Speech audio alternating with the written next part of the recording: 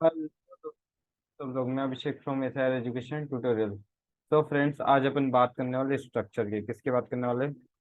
Structure की। तो structure क्या होता है? ठीक है। तो structure is collection of this similar type of data. अब स्ट्रक्चर क्या होता है? एक कलेक्शन होता है। किसका कलेक्शन होता है? डिसिमिलर टाइप के डेटा का होता है। मतलब समझ में नहीं आया सर? अरे क्या होता है? एक कलेक्शन होता है। किसका कलेक्शन होता है? सिमिलर टाइप के डेटा का होता है। यानी कि जैसे कि अरे में मैंने सिर्फ इंटीजर टाइप की वैल्यू ले ली तो सिर्फ इंटीजर टाइप की वैल्यू ले सकता हूँ। बट इसमें ऐसा नहीं है। स्ट्रक्चर में मैं इंटीजर टाइप की वैल्यू भी ले सकता हूँ, फ्लोट टाइप की वैल्यू भी ले सकता हूँ और कैरेक्टर टाइप की भी वैल्यू ले सकता हूँ एक साथ। ठीक है। अरे में क्या करना पड़ता था? कभी आपने इंटीजर टाइप की वैल्यू ली तो सिर्फ आप इंटीजर टाइप की वैल्यू ले सकते हो। लेकिन स्ट्रक्चर में ऐसा नहीं है। स्ट्रक्चर में आप इंटीजर टाइप की वैल्यू ले लो, फ्लोट टाइप की ले लो, कैरेक्टर टाइप की वैल्यू, वो एक साथ वैल्यू भी ले सकते हो। यानी कि अलग अलग डेटा का आप कलेक्शन कर रहे हो। क्या कर रहे हो? अलग अलग डेटा का आप कलेक्शन कर रहे हो। और उसी को आप स्ट्रक्चर बोलते हो। क्या बोलते हो? उसी को आप स्ट्रक्चर बोलते हो। तो मैंने क्या बोला? Structure is the collection of this similar type of data. ठीक है। अब इसकी बात कर लेते हैं कि स्ट्रक्चर की आइडेंटिटी क्या रहती है। स्ट्रक्चर की आइडेंटिटी क्या रहती है उसकी बात करते हैं। ठीक है।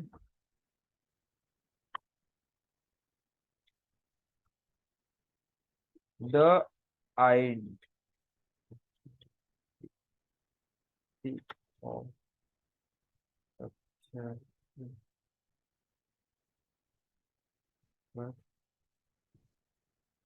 जो स्ट्रक्चर पहचाना जाता है वो इस स्ट्रक्ट कीवर्ड से पहचाना जाता है। इन द सेंस कि आपको कभी स्ट्रक्चर को पहचानना है तो आपको स्ट्रक्ट कीवर्ड लिखना पड़ेगा। ठीक है। तो आइडेंटिटी स्ट्रक्चर की क्या रहती है? स्ट्रक्ट कीवर्ड रहती है। ठीक है। अभी आपको थ्योरी से इतना क्लियर नहीं हुआ होगा तो इसका प्रैक्टिकल इंप्लीमेंटेशन देखेंगे। तो इसके एक प्रोग्राम से इसका प्रैक्टिकल इंप्लीमेंटेशन देखते हैं। ठीक है।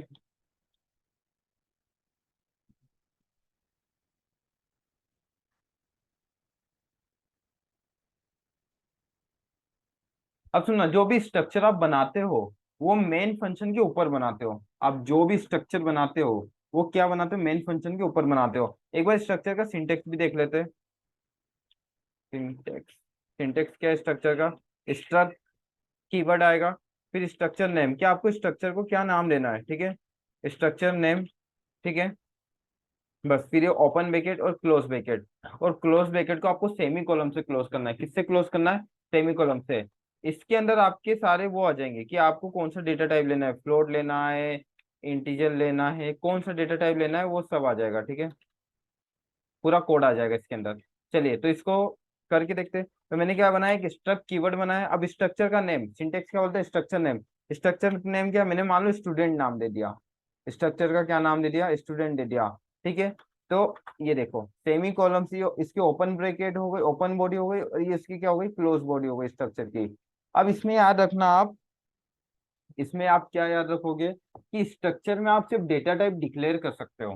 ठीक है। उसमें कोई भी वैल्यू नहीं डाल सकते। जो भी वैल्यू डालोगे ना, मेन फंक्शन के अंदर डालोगे। सर डिक्लेयर कर सकते हो इसका मतलब क्या हुआ? जैसे कि मैंने लिख दिया, अब स्टूडेंट का नाम है तो स्टूडेंट का क्या आएगा? एक रोल नंबर आता है। ठीक है। स्टूडेंट का रोल नंबर आता है। फिर उसका नाम आता है। उसका नाम किस में आता है? स्ट्रिंग में आता है। तो मैंने यहाँ पर एक कैरेक्टर ऑफ अरे बना लिया। ठीक है। और स्टूडेंट की एज ले लेते हैं अपन। ठीक है। एज एज किस में आती है? स्ट्रिंग में आती है। ठीक है। तो मैंने क्या लिया? एक इंटीजर टाइप का रोल नंबर भी ले लिया, एक कैरेक्टर टाइप का नेम भी ले लिया। यानी कि अलग अलग डेटा है, लेकिन इस अलग अलग डेटा को मैंने इस स्ट्रक्चर के अंदर लिया है। ठीक है। तो मैंने क्या बोला था? Structure is the collection of this similar type of data. और मैंने अलग अलग टाइप का डेटा ही लिया है। एक इंटीजर लिया है और एक कैरेक्टर लिया है। आप चाहो तो एज में फ्लोट वैल्यू भी ले सकते हो, फ्लोट डेटा टाइप, लेकिन एज अपनी फ्लोट में कहाँ आती है? हाँ, एक काम करते हैं, इसको सीजीपीए कर लेते हैं। क्या कर लेते हैं? सीजीपीए। ठीक है। मैं एक काम करता हूँ, फ्लोट में सीजीपीए ले लेता हूँ। ठीक है। स्टूडेंट का सीजीपीए, कि उसका सीजीपीए क्या होगा। ठीक है। अब मैंने क्या लिया? स्टूडेंट का रोल नंबर लिया जो इंटीजर टाइप का है, स्टूडेंट का नेम लिया जो स्ट्रिंग टाइप का है, और स्टूडेंट का सीजीपीए लिया है। ठीक है। जो फ्लोट टाइप का है। तो अलग अलग कलेक्शन, अलग अलग डेटा है, लेकिन उनको एक ही में मैंने कलेक्ट करके रखा है, एक ही स्ट्रक्चर में कलेक्ट करके रखा है। तो मैंने क्या बोला था? Structure is the collection of this similar type of data. ठीक है। अब मैं क्या करूंगा मेन फंक्शन में? अब मैंने सिर्फ यहाँ पर वैल्यूज मतलब डिक्लेयर किया है कि ये रोल नंबर एग्जिस्ट करता है, डिक्लेयर किया, यानी कि बताया है कि ये एग्जिस्ट करेंगे आपके मेन फंक्शन में। ठीक है। इनके अंदर कोई भी वैल्यू नहीं डाली है। इसका मतलब क्या हुआ कि स्ट्रक्चर में आप सिर्फ डिक्लेयर कर सकते हो, उसमें कोई भी वैल्यू नहीं डाल सकते। जो भी आप वैल्यू डालोगे यानी कि इनपुट आउटपुट लोगे, वो मेन फंक्शन के अंदर करोगे। किसके अंदर करोगे? मेन फंक्शन के अंदर, ठीक है। जैसे कि मैंने एक मेन फंक्शन बनाया अपना, ठीक है। अब वैल्यू डालने से पहले आपको इस स्ट्रक्चर का ऑब्जेक्ट बनाना पड़ेगा। क्या बनाना पड़ेगा? ऑब्जेक्ट। देखो अभी तो मैंने एक ही स्ट्रक्चर बनाया है, आप चाहो तो बहुत सारे स्ट्रक्चर बना सकते हो। जैसे कि स्टूडेंट नाम का एक स्ट्रक्चर बना लिया, एक टीचर नाम का स्ट्रक्चर बना लिया, और एक पेरेंट्स नाम का स्ट्रक्चर बना लिया। तो ये बहुत सारे स्ट्रक्चर हो जाएंगे एक ही फंक्शन में, आपके एक ही प्रोग्राम में पूरे, ठीक है। तो मान लो कि नेम, नेम एक कॉमन चीज रहेगी जो आपको किस किस में मिलेगी, एक स्टूडेंट में भी स्टूडेंट नाम की स्ट्रक्चर मिल जाएगी, टीचर नाम के। कोई भी स्ट्रक्चर बनाओगे उसमें आपको नेम तो मिलेगा ही मिलेगा, राइट।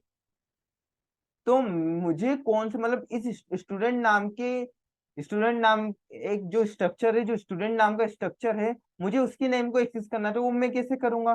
जैसे कि मान लो आपने तीन स्ट्रक्चर बनाए, एक स्टूडेंट नाम का बना लिया, ठीक है। आपने कितने स्ट्रक्चर बनाए? तीन बनाए। एक स्टूडेंट नाम का बना लिया, एक टीचर नाम का बना लिया, और एक पेरेंट नाम का बना लिया, ठीक है। अब इन तीनों में कॉमन चीज है नेम, लेकिन मुझे मेन फंक्शन के अंदर नेम को एक्सेस करना है। और किस नेम को एक्सेस करना है? स्टूडेंट नाम के स्टूडेंट नेम को एक्सेस करना है। तो वो मैं कैसे करूंगा? तो फिर मुझे क्या करना पड़ेगा? इस स्ट्रक्चर का एक ऑब्जेक्ट बनाना पड़ेगा मेन फंक्शन में। क्या बनाना पड़ेगा? इस स्ट्रक्चर का एक ऑब्जेक्ट बनाना पड़ेगा। अब वो कैसे बनाते देखिए। मैंने क्या किया? स्ट्रक स्टूडेंट यानी कि स्ट्रक्चर और स्ट्रक्चर का नाम लिखा, ये स्टक स्टूडेंट यानी कि स्ट्रक्चर और स्ट्रक्चर का नाम लिखा, ठीक है। और उसके आगे मैंने उसका एक ऑब्जेक्ट बना दिया। क्या बना दिया? ऑब्जेक्ट बना दिया, ठीक है। अब मुझे जब भी इस स्ट्रक्चर के अंदर के वेरिएबल को एक्सेस करना है, जब भी मुझे इस स्ट्रक्चर के अंदर के वेरिएबल को एक्सेस करना है, तो मैं किसकी मदद से एक्सेस करूंगा? इस ऑब्जेक्ट की मदद से एक्सेस करूंगा। किसकी मदद से एक्सेस करूंगा? इस ऑब्जेक्ट की मदद से एक्सेस करूंगा। मतलब क्या हुआ कि मेन फंक्शन एक अलग ब्लॉक हो गया और जो स्ट्रक्चर वाला ब्लॉक है वो अलग है, ठीक है। लेकिन मुझे कभी मेन फंक्शन के अंदर उस स्ट्रक्चर वाले ब्लॉक के वेरिएबल्स को एक्सेस करना है, तो मुझे मेन फंक्शन के अंदर स्ट्रक्चर का एक ऑब्जेक्ट बनाना पड़ेगा।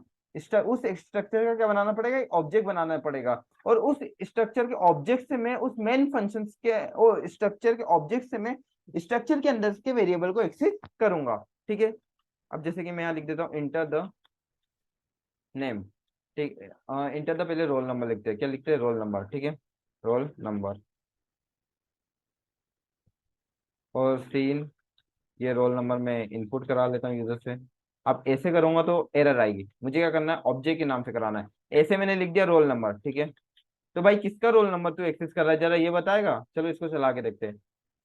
क्या रही एरर आ रही है कि roll number has not declare in this scope. क्यों? क्योंकि अपन ने मेन फंक्शन के अंदर कोई रोल नंबर डिक्लेयर किया ही नहीं है। वो रोल नंबर किसका है? स्ट्रक्चर का है, स्ट्रक्चर स्टूडेंट का है। तो यहाँ पर बताना भी तो पड़ेगा कि आप जो रोल नंबर एक्सेस कर रहे हो, भाई मेन फंक्शन को अपन को क्या बताना पड़ेगा कि सुन मेन फंक्शन की, जो तू रोल नंबर एक्सेस कर रहा है वो तेरा नहीं है, मुझे भी पता है वो तेरा नहीं है, लेकिन वो स्टूडेंट नाम का रोल नंबर है। जो स्टूडेंट नाम का एक स्ट्रक्चर है उसके अंदर के रोल नंबर को तुझे एक्सेस करना है।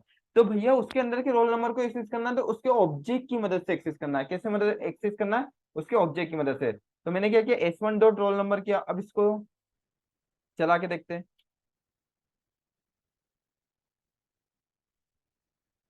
चल गया, कोई भी एरर नहीं आई, ठीक है। उसने क्या बोला? इंटर द रोल नंबर, ठीक है। इसका मतलब वो समझ गया कि हाँ स्टूडेंट नाम के आप स्ट्रक्चर के अंदर के ऑब्जेक्ट वाला वेरिएबल को एक्सेस कर रहे हो, ठीक है। फिर मैंने क्या लिख दिया इधर? इंटर द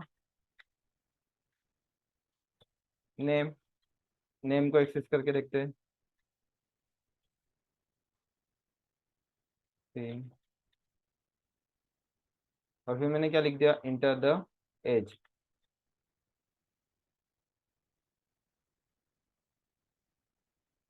ठीक है। अब मैं इसको प्रिंट करा लेता हूँ।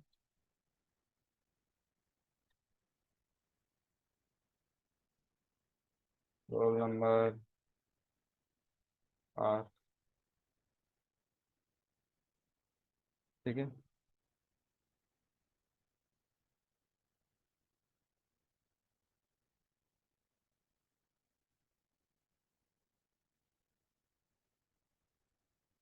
फिर मैं यहाँ लिख देता हूँ, हाँ एंडल लगा देता हूँ। यहाँ पे लिख देता हूँ name are,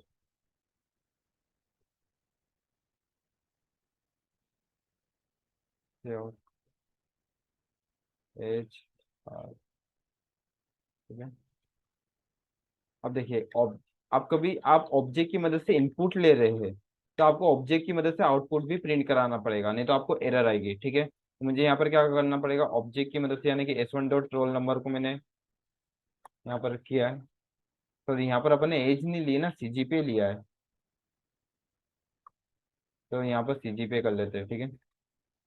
S1 dot CGPA, ठीक है। यहाँ पर भी CGPA, और यहाँ पर ठीक है, चला के देखते हैं इसको।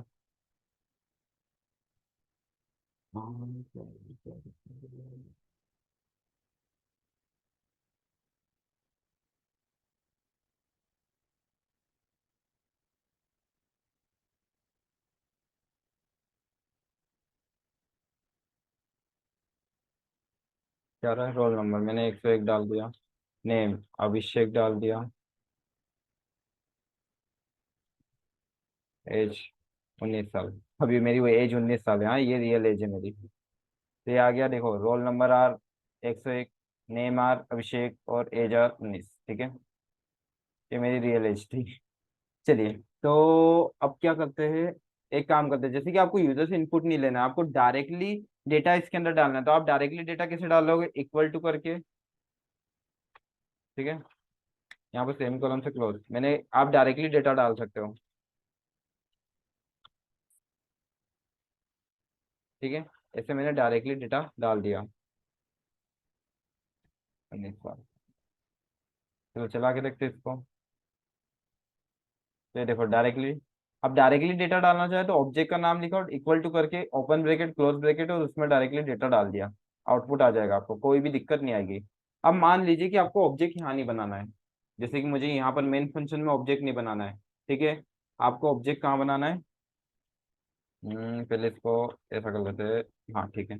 अब मान लीजिए कि मुझे ऑब्जेक्ट यहाँ नहीं बनाना है मेन फंक्शन के अंदर, तो कभी आपको स्ट्रक्चर स्टूडेंट नेम और ऑब्जेक्ट का नाम नहीं लिखना है, तो आप डायरेक्टली ऐसा कर सकते हैं, यहाँ पर आए और यहाँ पर डायरेक्टली इस स्ट्रक्चर का ऑब्जेक्ट बना लिया, क्या कर दिया, जैसे ही स्ट्रक्चर क्लोज होने वाला है, जैसे स्ट्रक्चर क्लोज होने वाला है, वहीं पे आपने उसको ऑब्जेक्ट बना लिया, तो मेन फंक्शन को पता चल जाएगा कि आप जिस ऑब्जेक्ट से एक्सेस कर रहे हैं, हाँ वो इस स्टूडेंट नाम का ऑब्जेक्ट है। तो यहाँ पर भी आप ऑब्जेक्ट बना सकते हो, ठीक है, स्ट्रक्चर के क्लोज होने के जस्ट बाद, ठीक है, और सेमी कॉलम के पहले। चलिए चला के देखते हैं तो चल रहा है कि नहीं चल रहा है।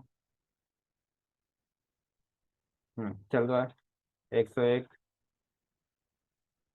अभिषेक 23 आ गया। चलिए, तो ये स्ट्रक्चर का एक इंट्रोडक्शन पार्ट था। आने वाले लेक्चर में एक और लेक्चर लूंगा इसका, स्ट्रक्चर का, फिर खत्म करेंगे, और यूनियन, बस दो टॉपिक और बचे, फिर प्रोसीजर और जो बेसिक वीडियोस थे C++ के वो खत्म हो जाएंगे, फिर उप्स के कॉन्सेप्ट स्टार्ट करेंगे। तो कभी आपको वीडियो अच्छी लग रही हो तो लाइक करें, सब्सक्राइब करें, शेयर करें। Thank you.